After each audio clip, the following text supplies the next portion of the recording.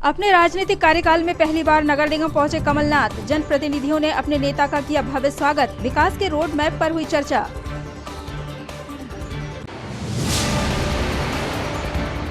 Social media में तेजी से वायरल हो रहा अनियंत्रित वाहन के पलटने का वीडियो। सांसद नकुलनाथ ने ट्वीट कर सावधानी बरतने की दी सलाह।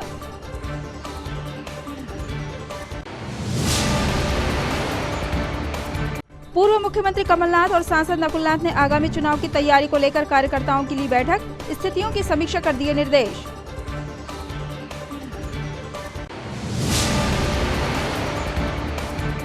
और जिला कलेक्टर ने सभी विभाग प्रमुखों की ली बैठक। केंद्र व राज्य सरकार की चल रही योजनाओं की समीक्षा करते हुए दिए आवश्यक दिशा निर्देश।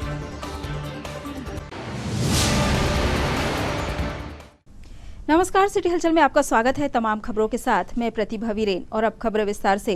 छिंदवाड़ा आगमन पर पूर्व मुख्यमंत्री कमलनाथ और सांसद नकुलनाथ के पोस्टरों से शहर सजा हुआ है। इस बीच कमलनाथ और नकुलनाथ नगर निगम भी पहुंचे। नगर निगम में बैठक करने के लिए अपने आज तक के कार्यकाल में पहली बार कमलनाथ निगम पहुंचे, जहां उन्होंने पहुंचकर चुनकर आए जनप्रतिनिधियों से और उपस्थित अधिकारियों से आगामी विकास कार्य को लेकर चर्चा की।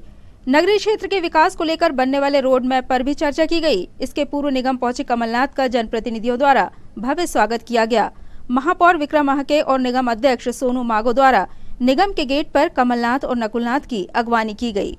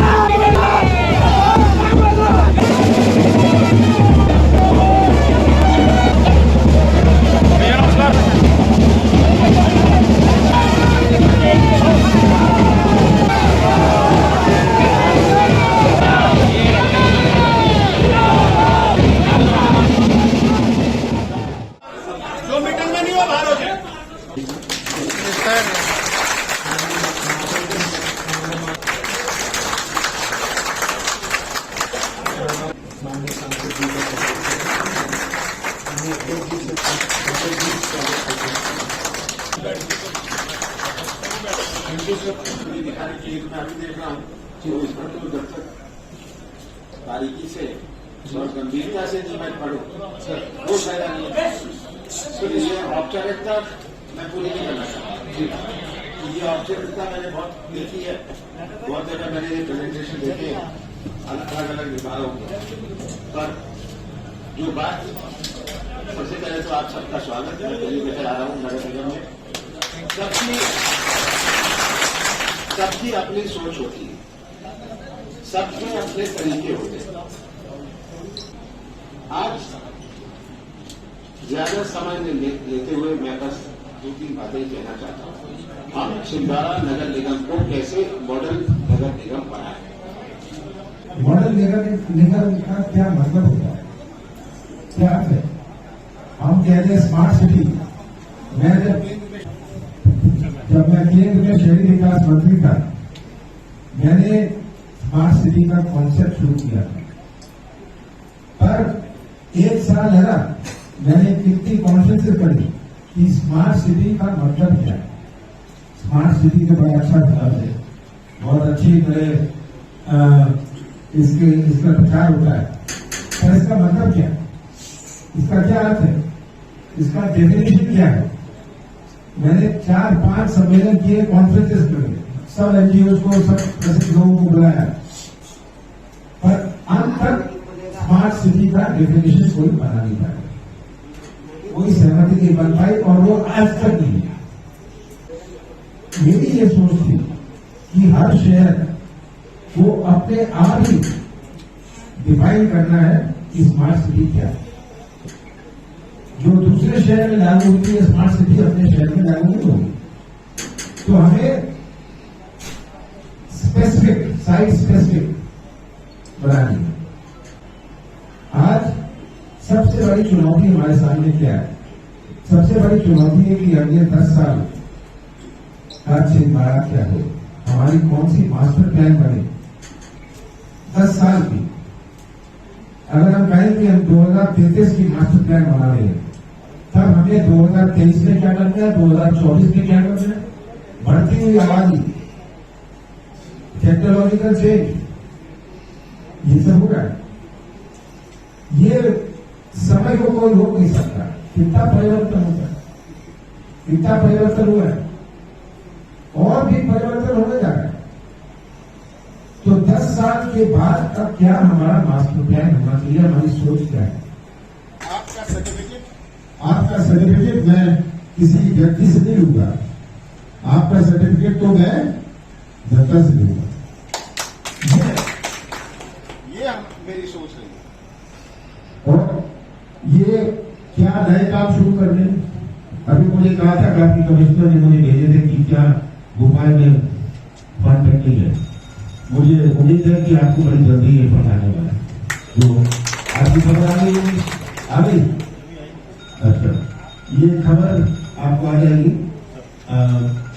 जो 83 करोड़ का था, आपने 127 का दिया था, और 83 करोड़ अप्रूव हुआ था। मुझे याद है सर कि मैंने सब बारीकी से देखा, पर इसमें सबसे ज्यादा हमारा शहर की सफाई, हमारे शहर की सुएज, ये बड़ी बड़ी योजनाओं को लेने से कोई इतना फायदा नहीं होता। ये आप एक ही योजना की नई पाइपलाइन लगाएंगे। नई पाइपलाइन किस बात की? नई पाइपलाइन किस बात की? वो मैं जानता हूं 30 साल 40 साल पुरानी है, पर अभी तो चल रही है।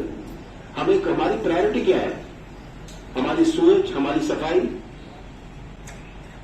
तो ये सब प्रायोरिटीज फिक्स करती है कि शहर अपना साफ सुथरा दिखे।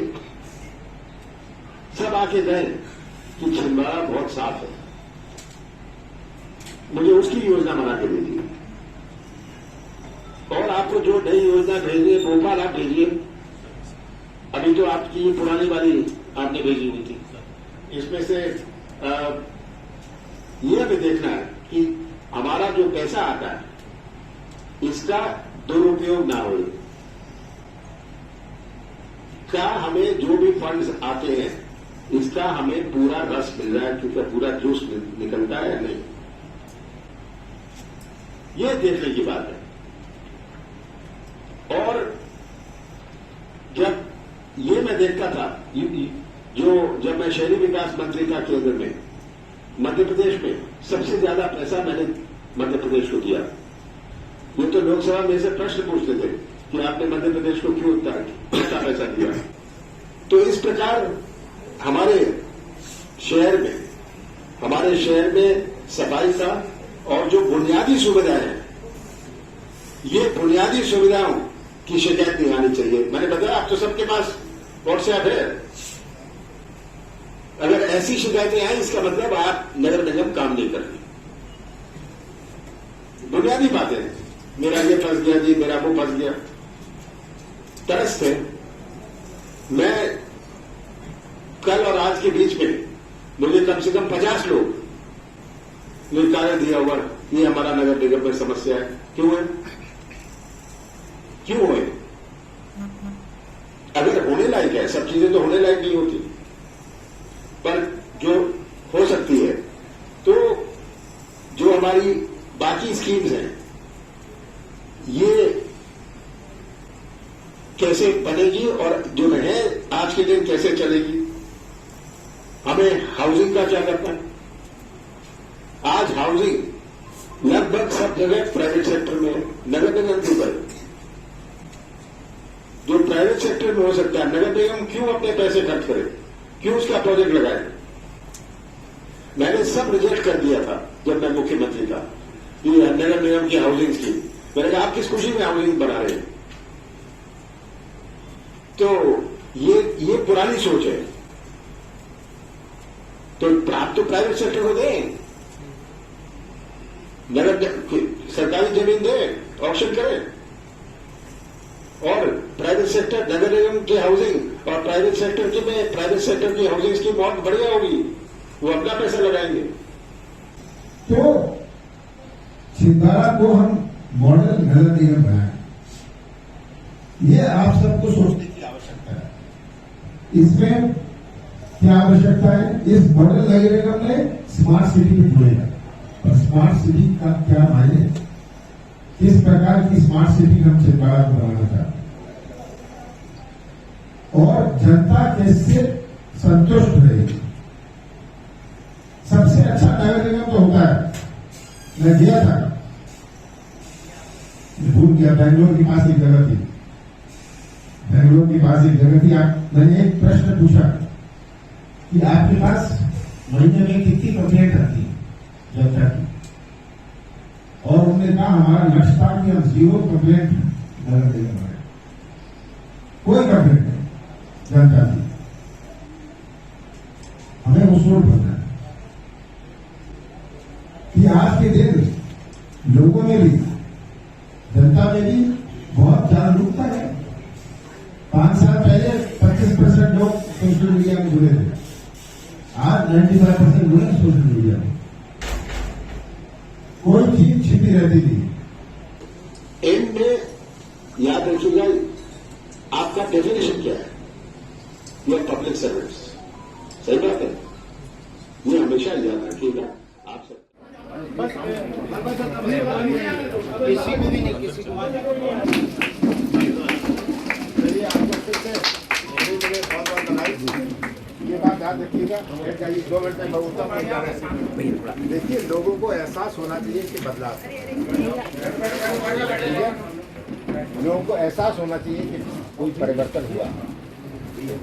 ये रूटीन में अभी मैंने उनको कहा है, ये आपकी वार्ड, आप सब मिलके अपने वार्ड में क्या प्राथमिकता, सब चीज़ें तो एक दिन में होंगी, प्राथमिकता बना लीजिए, ये तुम लोग मिलके बना लो, ये प्राथमिकता लेकर इनसे लो, इसकी योजना बनाओ। ये छूट काम भी कभी फायदेमंद नहीं होता। अगर सड़क का चौड़ीकरण है, कैसे होगा? फुटपाथ कहाँ जाएगा? ये बातें, ये सब बातें बहुत रहती है। तो आप सबको अपने आप सोचना है कि वार्ड में क्या काम हमें शुरू करवाना है, तब उसकी योजना यहाँ बनती है। ये पैसे लिए भोपाल भेजते हैं। अभी मैंने कुछ पैसा सैंक्शन कराया है, पिछले हफ्ते इनके पास आएगा, और वो तो उन्होंने जो पहले योजना भेजी हुई थी उनकी है। अब वो पैसा तुम्हें देखना है कि सही काम में होगा या नहीं, कि ये तो इन्होंने किस कारण बनाई, ये मैं नहीं जानता। तो 130 करोड़ रुपए की थी, पर मैंने उसमें करीब 85 करोड़ रुपए सैंक्शन हुआ था। तो ये है, पर वो योजना का क्या सही है? तो ये सब आपको करना है, और आपका सर्टिफिकेट पब्लिक से लूँगा। सर्टिफिकेट पब्लिक देती है, सर्टिफिकेट पब्लिक से मिलता है, कोई और से सर्टिफिकेट नहीं चाहिए, मुझे पब्लिक से चाहिए।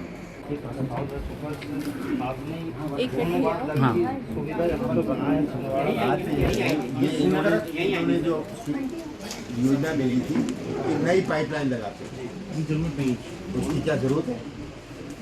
ये तो बनाएंगे जहाँ इनको फायदा होता है।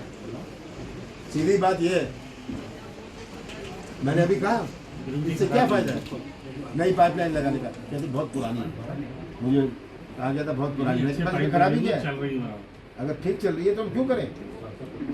हम किसी एजेंसी को बुला के टेस्ट करवा लें कि आवश्यकता है या नहीं है। हम लोग को सर 8 साल हो गए हैं, भाजपा सरकार के कारण आज तक हमारा संविलियन नहीं हुआ सर। ये तो देखिए पूरे प्रदेश की समस्या है सर, पर संविलियन किया जाना सर उचित है। आपसे अनुरोध है, निगम की मैंने निगम में मैं आया था केवल बड़े संक्षेप में चर्चा करने कि क्या हमारा दृष्टिकोण होना चाहिए, और मैंने कहा कैसे हम छिंदवाड़ा को एक मॉडल निगम बनाएं, ये जिम्मेदारी है, और कैसे हम अगले 10 साल का मास्टर प्लान बनाएं। ये बढ़ती हुई आबादी, ये शहर को हम कैसे फैलाएं, ये आज सबसे बड़ी चुनौती है। ये लाइट और बिजली और पानी की तो है, ये तो छोटी छोटी बातें, ये तो होती रहेंगी, पर आम जनता ऐसे एहसास करे कि परिवर्तन हुआ है। सबसे पहला परिवर्तन तो सोच का करना है। सब अधिकारियों को, सब कर्मचारियों को अपने सोच में परिवर्तन लाना है। समय बदलता है, टेक्नोलॉजी बदलती है, इस सब में अब हम कैसे 10 साल बाद का क्या छिंदवाड़ा चाहते हैं, क्या हम इसे एक बस्ती बनाना चाहते हैं, कैसे शहर को फैलाया जाए, ये हमें मास्टर प्लान बनाना है। और इस पर मैंने संक्षेप में चर्चा करी है, आगे भी मैं करता रहूँगा। तेज बारिश के चलते वाहन अनियंत्रित होकर पलटने की घटना अक्सर होती रहती है, पर नागपुर रोड पर हुई घटना का लाइव वीडियो मोबाइल में रिकॉर्ड हो गया। लिंगा ग्राम के समीप अत्यधिक बारिश से एक कार बेकाबू होकर दुर्घटनाग्रस्त हो गई, जिसका लाइव वीडियो भी सोशल मीडिया में वायरल हो रहा है।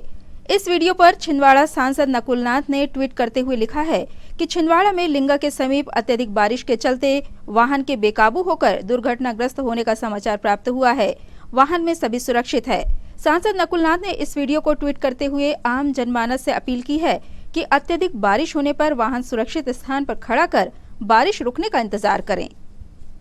सोशल मीडिया में वायरल भी हुआ वीडियो, क्या मामला है? जी, एक कार है MP 28 CA 8288 स्विफ्ट गाड़ी है ये, मारुति की गाड़ी, सुजुकी की गाड़ी है। और तेज़ गति से ये जब आ रहे थे नागपुर से छिंदवाड़ा शहर की तरफ, और वहाँ पर एक जगह पानी का कुछ जमाव है, तो गाड़ी जब पानी के जमाव में आने पे वो गाड़ी डिसबैलेंस हुई और साइड में जो स्पीड डिवाइडर है, रोड डिवाइडर, उससे टकराकर वो रोड पे 3-4 वो पलटनी खाई। अच्छी बात यह है कि उसमें पिता और उनकी पुत्री सवार थे, जिनको कोई ज़्यादा चोट नहीं आई है, और वो गाड़ी भी अपनी उठा के ले गए हैं। तो गाड़ी डैमेज हुई है, और ये सिर्फ और सिर्फ एक तो सड़क पे पानी जमा हो जाने की वजह से जो स्किट होता है, टायर का एक भाग उड़ गया और इसी बीच वो जाके डिवाइडर टकराई, जिस वजह से एक्सीडेंट हुआ है। अत्यधिक गति भी इसकी एक वजह है। सर, इसमें मतलब वीडियो किसने बनाया, कुछ जानकारी मिली? नहीं, ये एक ट्वीट हमको मिला था और ट्वीट पे हमने अपना रिस्पांस किया, और जब हम वहाँ पहुँचे, अगर ये कोई व्यक्ति जिनने भी बनाया है, यदि वो अपनी जानकारी और भी हमको अच्छे से दे पाएंगे तो हम उनका स्वागत है आपके माध्यम से। आगामी चुनाव को लेकर पूर्व मुख्यमंत्री कमलनाथ और सांसद नकुलनाथ ने नागपुर रोड स्थित होटल में बैठक को संबोधित किया। नगरीय निकाय चुनाव को लेकर शेष क्षेत्रों में पार्टी द्वारा उत्कृष्ट प्रदर्शन करने के लिए पूर्व मुख्यमंत्री कमलनाथ और सांसद नकुलनाथ ने कांग्रेस कार्यकर्ताओं में जोश भरा और उन्हें आगामी समय में होने वाले चुनाव को लेकर सजग रहने के लिए कहा। लगातार आगामी समय में विधानसभा और लोकसभा चुनाव होने हैं, इसको लेकर पार्टी कार्यकर्ताओं को सक्रिय रहने का आह्वान भी नेताओं द्वारा किया गया। अभी इस बैठक से पहले अंदर भी बैठक हो रही थी और कई लोगों ने कहा कि ये चुनाव कठिन होगा। मैं आप लोगों को बताना चाहता हूं कि कोई चुनाव आसान नहीं होता, और खासकर ये चुनाव और भी कठिन होगा। कठिन इसलिए होगा क्योंकि आप सब जानते हैं कि अभी जो पिछले महीने जो चुनाव हुए थे, जिला पंचायत के, नगर निगम के, नगर पालिका के, जनपद के, उसमें भारतीय जनता पार्टी को हार का सामना करना पड़ा। तो भाजपा की पूरी प्लानिंग है कि बीते हुए चुनाव का बदला ये इस 6 नगर पालिकाओं में कांग्रेस पार्टी से लेगी। तो उन्होंने तो अपनी पूरी रणनीति बना ली है कि किसी हाल में भी ये चुनाव उनको जीतना है। मीटिंग हुई थी, उसमें बात रखा था कि लोगों को भी हमारी योजना जो हमने वर्षों से चला है, मतलब करते आए हैं, और जो एक भीषण समस्या थी पानी की भी, तो ये सारी समस्या, मतलब ये इनका एक होल्डिंग शहरों में लगाया जाए ताकि जनता को पता चले कि कांग्रेस ने हमारे लिए क्या क्या किया। कि इस बार जो टिकटें बटे वो चेहरे देख के बिल्कुल न बटे। हो सकता है कोई 3 बार पार्षद बना हो, वहाँ रिजर्वेशन हो गया हो, दूसरे वार्ड में जाना चाहता हो, और सभी कांग्रेस कार्यकर्ता, हम लोग जब मीटिंग में बैठे थे तो हम सभी लोगों ने शपथ ली है इस बार कि हम चाहे कुछ हो जाए, इस बार कांग्रेस का परचम नगर पालिका में लहराएंगे या नहीं लहराएंगे, चाहे आपस में हमारे कितने भी मतभेद हो, लेकिन इस बार हमको कांग्रेस की वहाँ आवश्यकता है, क्योंकि 10 साल का समय हो गया है और वैसे भी लोग प्रताड़ित है। व्यवस्था हम देते हैं, वोट लोग बीजेपी को देते हैं। तो सभी का यही कहना रहा है इस बार कि हम लोग कांग्रेस को जिताएंगे, लेकिन बस यही निवेदन है कि चेहरे देख के टिकट न दे, केवल वहाँ पर जुझारू कार्यकर्ता, भले सामाजिक कार्यकर्ता वहाँ का कांग्रेस पार्टी का न हो चलेगा, लेकिन टिकट ऐसे आदमी को मिले जो वहाँ से जीत सके। कुछ प्रत्याशियों के चयन में लेकर शायद मुझे ऐसा लगता है, जो मैं व्यक्तिगत राय देना चाहता हूँ, वहाँ कहीं ना कहीं हम आज चूक गए। तो आदरणीय कमलनाथ जी की जो मंशा हम सब लोगों ने सुनी भी है कि जो जमीनी रूप से जुड़ा व्यक्ति हो, जो चुनाव में अनुभव रखता हो, जो जनता के काम में निरंतर अनुभव सेवा करता रहता हो, ऐसे व्यक्ति का सर्वे करके उसको मौका दिया जाए। और जैसे कि साहब ने कहा कि तेरा मेरा वाला ऐसा कोई नहीं, मैं व्यक्तिगत रूप से अपना कहता हूँ, मैं आज नगर में आपके आशीर्वाद से जो भी मैंने पार्टी को पद पर रहकर सेवा दी, नगर पालिका उपाध्यक्ष पर, लेकिन आज भी मैंने संगठन में कभी अपना एक व्यक्ति को रूप में भी चिन्हित नहीं किया कि ये इस व्यक्ति को टिकट दिया जाए। नेताओं के प्रस्ताव से नहीं, वार्ड से जो नाम निकले, और ये मैं पर्यवेक्षक को कहूँगा कि ये जिम्मेदारी दें और उनको टिकट दी जाएगी जो वार्ड, जो हमारे पर्यवेक्षक साइन करके दें, पर्यवेक्षक साइन करके दें, इनको देंगे। तो ये याद रखिएगा, कोई बात अब छिपती नहीं है कि कौन किसकी मदद कर रहा है, कौन ये प्रयास कर रहा है। ये तो आजकल तो व्हाट्सएप और ईमेल का जमाना है, वो सब अपने खबर कर देते, ये ऐसा कर रहा है, वो वैसा कर रहा है। पर मुझे आप सब पर पूरा भरोसा है, पूरा विश्वास है। आप लोग इतनी निष्ठा से 21 साल कांग्रेस से जुड़े रहे, कांग्रेस का झंडा आप सब उठाया, और समय समय पर आपसे मेरी मुलाकात भी होती रहती है। पर इस बात की मैं क्षमा चाहता हूँ कि अब ये कम होती है, क्योंकि मेरे पास समय छिंदवाड़ा के लिए बहुत कम है। भोपाल में तो मुझे कहते हैं कि आपको तो केवल छिंदवाड़ा दिखता है, ये बात भी सही है। तो मैं उम्मीद करता हूँ कोई आपसे और ज्ञान देने की जरूरत नहीं है। आप सब याद रखिएगा, आज से ही 7 तारीख आखिरी डेट होगी। खबरों में यहाँ रुक रहे हैं ब्रेक के लिए। ब्रेक के उस पार लौटेंगे तो आपको दिखाएंगे कुछ और खबरें। बने रहिए हमारे साथ।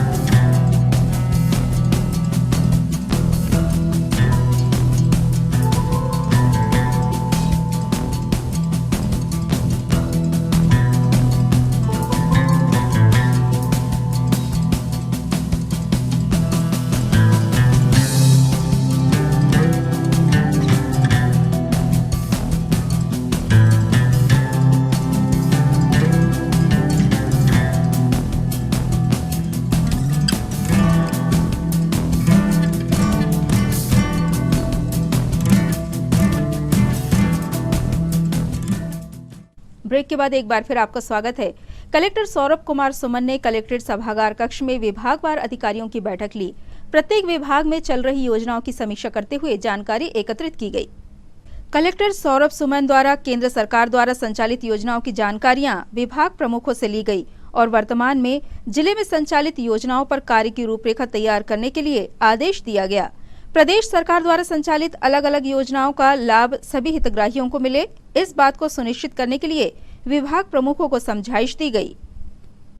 7 केस लगे थे सर, उसमें 3 में ही था मेन कार्रवाई हुई थी, बाकी में पेमेंट इशू तो भोपाल में होता है, लेकिन उसको सीओ साहब थोड़ा फॉलो कर लेंगे कि वो हो ही जाए।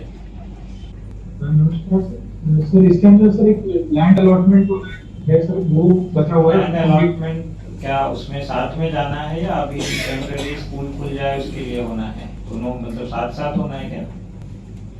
वो देख ले, मेरे हिसाब से इनिशियली स्कूल खुलने के लिए बिल्डिंग आइडेंटिफाई करना होता है, बाकी एक रिपोर्ट होगी जो वो भर के पहले चला जाए, अनुमति आ गई सर, हो जाएगा।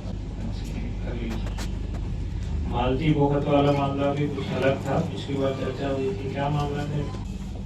45,000 रुपए जमा होने थे।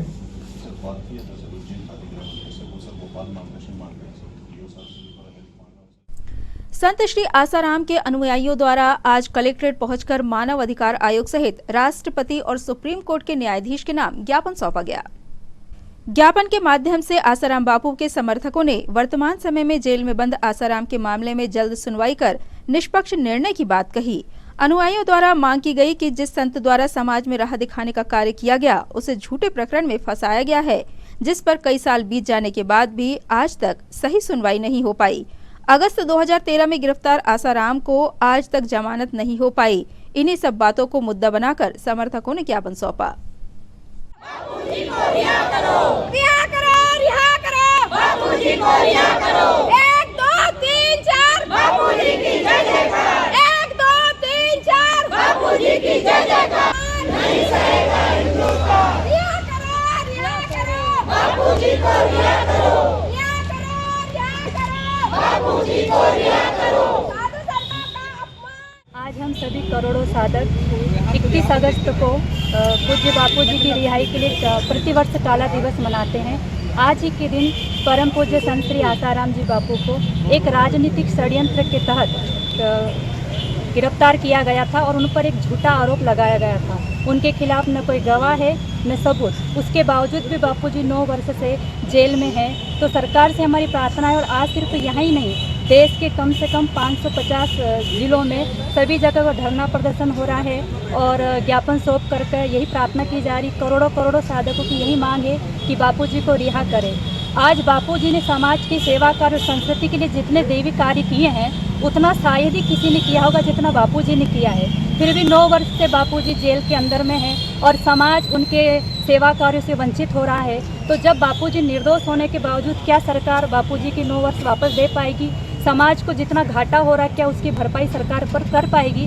तो हमारी सरकार से और कानून व्यवस्था से ही प्रार्थना है कि बापूजी निर्दोष है, उनको रिहा करें, उनको न्याय मिलना चाहिए। देश के कोने कोने से ही आवाज़ उठ रही है। जी हरिओम। आज हम सभी साधक भाई बहनों ने लगभग 9 वर्षों से प्रतिवर्ष 31 अगस्त को परम पूज्य संत श्री आसाराम जी बापू के लिए न्याय की मांग की है, क्योंकि 31 अगस्त सन 2013 को पूज्य संत श्री आसाराम जी बापू को एक फर्जी प्रकरण के तहत जबरन गिरफ्तार किया गया था। प्रशासन के अधिकारियों ने एक संत को गिरफ्तार नहीं किया है, बल्कि पूरी सनातन संस्कृति को गिरफ्तार किया है, सत्य और धर्म को गिरफ्तार किया है। एक प्रकार से हम 44 करोड़ साधकों की श्रद्धा विश्वास को गिरफ्तार किया है। हम प्रशासन से आज हमने रैली निकालकर प्रशासन से प्रार्थना की है कि पूज्य बापूजी के साथ न्याय हो, पूज्य बापूजी को साथ सम्मान रिहाई मिले। यही हमारी प्रार्थना है, यही हमारी मांग है। हरिओम, धन्यवाद। भारतीय गोरखा गौरव उत्थान समिति द्वारा आगामी आयोजन को लेकर खेड़ापति माता मंदिर में बैठक का आयोजन किया गया, जिसमें बड़ी संख्या में महिलाएं शामिल हुई। 8वीं बटालियन एसएफ खेड़ापति माता मंदिर में आयोजित होने वाले तीज महोत्सव को लेकर समिति सदस्यों ने बैठक की और त्योहार को हर्षोल्लास के साथ मनाने की बात कही। पारंपरिक रिवाज को इस वर्ष सामूहिक रूप से आयोजित करने के साथ साथ सांस्कृतिक कार्यक्रम आयोजित करने पर भी सहमति बनी। सभी कार्यक्रम का आयोजन मंदिर परिसर में किया जाएगा।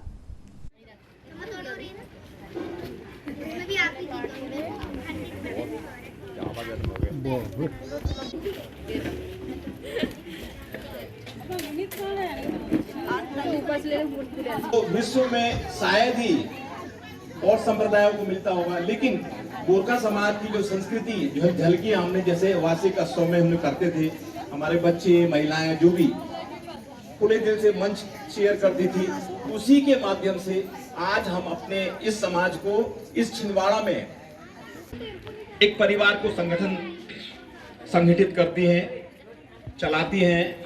तत्पश्चात एक कोषाध्यक्ष का पद ग्रहण करना, द्वितीय वर्ष है उनका, द्वितीय चांस है उनका, उनको ही दिया गया कि उनके पास, उनको मालूम है इसकी वैल्यू क्या होती है, इसका ट्रांजैक्शन कैसे करना चाहिए। नहीं है समय, लेकिन नहीं है, लोग पीछे भागते हैं, लेकिन एक वो भी देखिए कुशल गृहिणी है। इसीलिए मैं हमेशा बोलता था कि आप सब आए, निकले। आप हृदय से जिसको जहां देते हैं, जो करते हैं, वो सब आपके अंदर है, किसी ने नहीं देखा। यदि ये जन समुदाय एक जगह कहीं दिखता है ना। भारतीय गोरखा गौरव उत्थान समिति द्वारा तीज महोत्सव का आयोजन किया गया। यह स्थान है हमारा 8वीं बटालियन एसएफ खेड़ापति मंदिर, यहाँ पर आयोजन किया गया। आज हमारे गोरखा समाज की समस्त महिलाएं, पुरुष, बच्चे सभी ने पार्टिसिपेट किया और हम इस तीज महोत्सव को एक यादगार पल बनाना चाहते हैं, जिसके अंतर्गत हमारे यहाँ जो हमारे समाज की महिलाएं रहती हैं जो वो तीज के कुछ दिन पूर्व से ही अपने मायके में जाकर भोजन करती है। तो इसी पारंपरिक रिवाज को हमने एक सामूहिक रूप से आज समारोह का आयोजन किया। इसमें हमारे जो गोरखा समाज के सदस्य की कार्यकारिणी है, अध्यक्ष श्रीमती सुषमा थापा, श्रीमती मनीला सुब्बा एंड श्रीमती आशा गुरुंग और doctor Rajkumari Soni, Shrimati Neelu Chhetri, Shrimati Tara Thapa and Shrimati किरण गुरुंग, इन सभी ने मतलब ये पूरी व्यवस्था की है। और जिसके अंतर्गत हमने सारे कार्यक्रम में हमारे छोटे बच्चे बड़े सभी ने बढ़ चढ़कर भाग लिया और इसे हमने एक सामूहिक रूप से एकत्रित होकर इस कार्यक्रम का आयोजन किया। और हम शीघ्र ही पशुपतिनाथ मंदिर का निर्माण करवाना चाहते हैं और हम भोलेनाथ और शंकर जो हमारे शंकर पार्वती जी हैं उनसे यही कामना करेंगे। और हम छिंदवाड़ा वासियों से ये आशा करते हैं कि हमें आगे धनराशि देकर कुछ सहयोग प्रदान करें। पशुपतिनाथ मंदिर का हम निर्माण करवाना चाह रहे हैं। धन्यवाद। खबरों में यहाँ रुक रहे हैं एक और छोटे से ब्रेक के लिए। ब्रेक के उस पार भी खबरों का सिलसिला जारी रहेगा, बने रहिए हमारे साथ। छिंदवाड़ा का सबसे आधुनिक टेक्नोलॉजी से सुसज्जित doctor Danish dental care and implant centre, laser एवं इम्प्लांट सुविधा, पायरिया एवं मसूड़ों से संबंधित रोगों के विशेषज्ञ, स्माइल डिजाइनिंग, फिक्स बत्तीसी, रूट कैनाल ट्रीटमेंट, लैमिनेट द्वारा सौंदर्यीकरण, दांतों की सड़न का इलाज, metal and ceramic fix bridge, दांतों की सफाई, फिक्स कैप एवं ब्रिज निकालने वाली बत्तीसी, मुंह में पाए जाने वाली गांठ, छालों एवं सफेद दाग का लेजर पद्धति द्वारा इलाज, फ्लोरोसिस के कारण खराब हुए दांतों का इलाज, प्री कैंसरस लीजन का इलाज, आड़े तिरछे दांतों का तार एवं एलाइनर द्वारा इलाज, शीघ्र ही लिफ्ट की सुविधा के साथ। First floor doctor Danish dental care and implant centre, Anjuman complex. Break के बाद एक बार फिर आपका स्वागत है। पशु चिकित्सकों पर लापरवाही बरतने के बाद भी विभागीय कार्यवाही न होने के चलते बजरंग दल ने पुनः ज्ञापन सौंपकर आंदोलन की चेतावनी दी। विश्व हिंदू परिषद बजरंग दल ने जिला कलेक्टर, एसडीएम और उप संचालक पशु विभाग को ज्ञापन सौंपकर जिला पशु चिकित्सालय में पदस्थ चिकित्सकों की लापरवाही पर कार्रवाई की बात कही थी। आरोप लगाया था कि चिकित्सक सर्जन डॉक्टर उमेश निरापुरे जैसे चिकित्सक गाय मालिकों पर लापरवाही का आरोप लगाते हैं, जबकि जरूरत पड़ने पर इलाज के लिए उपलब्ध नहीं होते। लापरवाह चिकित्सकों के खिलाफ उचित कार्रवाई न होने पर आगामी समय में धरना प्रदर्शन की चेतावनी विश्व हिंदू परिषद बजरंग दल द्वारा दी गई। की रात को एक गौ माता छिंदवाड़ा में शहर के अंदर बिना उपचार के तड़प के मर गई। उस दौरान हमारे गौ सेवक, हमारे कार्यकर्ताओं ने बजरंग दल के बहुत प्रयास किए कि जिला पशु चिकित्सालय से मदद मिल जाए। वहाँ पर 10 नंबर लिखे गए जो आपातकाल में जिन पर कॉल करने पर पशु चिकित्सक वहाँ पर उपस्थित होने चाहिए। हमारे कार्यकर्ताओं ने सभी 10 नंबरों पर बारी बारी से कॉल किया, लेकिन कोई भी वहाँ पर चिकित्सक उपस्थित नहीं हुआ और गौ माता बिना उपचार के मर गई। उसके बाद 2 या 3 तारीख को अगले दिन हमारे कार्यकर्ताओं ने यहाँ पर ज्ञापन सौंपा और हमें आश्वासन दिया गया कि जो भी दोषी चिकित्सक हैं और अन्य कर्मचारी हैं उनके विरुद्ध कड़ी कार्यवाही की जाएगी। लेकिन आज करीब 20 दिन से अधिक हो गए हैं, लेकिन अभी तक कोई भी कार्यवाही नहीं हुई है। जब तक ये कार्यवाही नहीं होगी तब तक ये जो व्यवस्था है ये सुधरेगी नहीं, क्योंकि ये पहली घटना नहीं थी। इसके पहले भी बहुत सारी घटनाओं में यही हुआ है कि गौ माता बिना उपचार के मर गई हैं। हमारे कार्यकर्ताओं ने अपने बल पर जितना प्रयास किया था उनको बचाने का किया, लेकिन वो सफल नहीं हुए। ये घटनाएं आगे ना दोहराई जाएं, इसके लिए जो भी दोषी चिकित्सक हैं उनके ऊपर कड़ी अनुशासनात्मक कार्यवाही होना आवश्यक है। इसी बात को दोबारा याद दिलाने के लिए आज हमारा ये ज्ञापन है, और अगर ये हमारी मांग पूरी नहीं होती है तो फिर आंदोलन उग्र होगा। जिला चिकित्सालय में डायलिसिस यूनिट में किडनी रोगियों को डायलिसिस से संबंधित जानकारी प्रदान की गई। अपेक्स कंपनी के द्वारा आयोजित कार्यक्रम में क्वालिटी कंट्रोल मैनेजर जिया उल हक के द्वारा जानकारी रोगियों को प्रदान की गई। इस मौके पर नोडल अधिकारी, यूनिट इंचार्ज, स्टाफ नर्स सहित टेक्नीशियन और डायलिसिस के मरीज उपस्थित रहे और सभी ने इस कार्यशाला का लाभ उठाया। डायलिसिस कर सकते हैं, तो ये जो अहम सवाल आपके मन में आते हैं, तो इनके बारे में भी आपको बताना चाहती हूँ। तो पहले के जमाने में, यानी 1940 वगैरह, उस जमाने में जब डायलिसिस जस्ट अबाउट शुरू हुई थी, उस टाइम पे अगर पेशेंट डायलिसिस के बाद अगर जिंदा रहा। स्थानीय स्टेडियम ग्राउंड में जिला शतरंज संघ छिंदवाड़ा द्वारा आगामी आयोजन को लेकर बैठक की गई, जिसमें प्रतियोगिता को लेकर तैयारी पर चर्चा हुई। आगामी समय में आयोजित होने वाली प्रतियोगिताओं की तैयारी को लेकर सभी पदाधिकारियों ने मिलकर समीक्षा बैठक की। साथ ही प्रतियोगिता को सफलतापूर्वक संचालित करने के लिए रूपरेखा भी तैयार की गई। जिला शतरंज संघ द्वारा लगातार खेल को बढ़ावा देने के लिए प्रतियोगिता का आयोजन कराया जाता है। जिला शतरंज संघ छिंदवाड़ा की बैठक बुलाई गई शतरंज हॉल में, जिसमें 4 सितंबर से होने वाली प्रतियोगिता का संबंध में चर्चा की गई, जिसका सुचारू रूप से संचालन के लिए 5 लोगों की एक समिति बनाई गई है। आज आयव्यय के बारे में, शतरंज संघ के आयव्यय के बारे में जो समीक्षा उठाई गई थी, उसके ऊपर चर्चा की गई। बिल वाउचर के बारे में भी चर्चा की गई। आगामी इसका रूपरेखा शतरंज संघ तय करेगा। सचिव को हिदायत दी गई है पूर्व अध्यक्ष को लिखित रूप में संबोधित करे और बिल वाउचर मंगवाए। हमारे आगे की कार्यकारी अध्यक्ष अशोक पवार जी के कार्यकाल में चलते रहेगा। धन्यवाद। इन तमाम खबरों को समेट लेते हैं एक नजर में और देखते हैं सुर्खियां।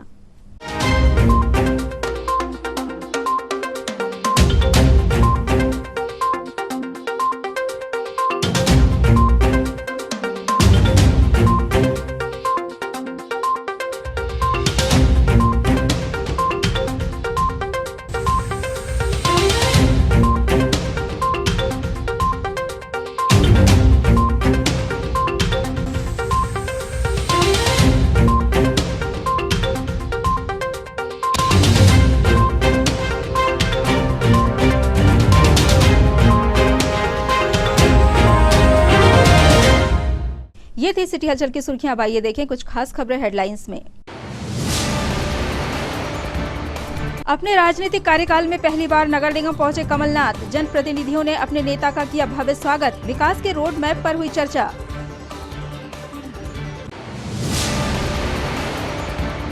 सोशल मीडिया में तेजी से वायरल हो रहा अनियंत्रित वाहन के पलटने का वीडियो। सांसद नकुलनाथ ने ट्वीट कर सावधानी बरतने की दी सलाह।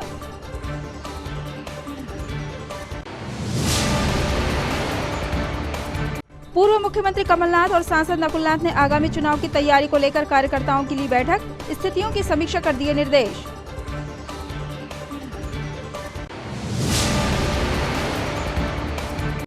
और जिला कलेक्टर ने सभी विभाग प्रमुखों की ली बैठक। केंद्र व राज्य सरकार की चल रही योजनाओं की समीक्षा करते हुए दिए आवश्यक दिशा निर्देश। सिटी हलचल की खबरों में फिलहाल इतना ही। हमें इजाजत दीजिए। नमस्कार।